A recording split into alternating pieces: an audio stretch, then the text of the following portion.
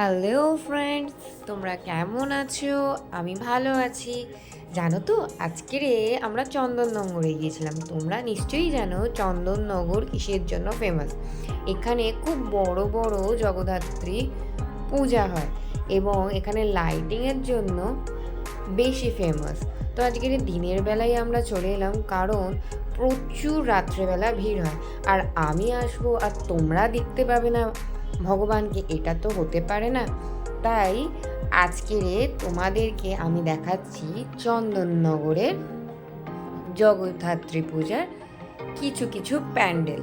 এবং মায়ের এখানের মূর্তিটা এত সুন্দর যে বলার মতো নয়, খুবই সুন্দর। এবং আমি দেখতে এসেছি মানে তোমরাও তো দেখতে পাবে। তারা কারণ তোমরা কেন বঞ্চিত হবে? তাই ঘরে বসেই দেখে নাও আমাদের চন্দননগরের জগদ্ধাত্রী পুজো।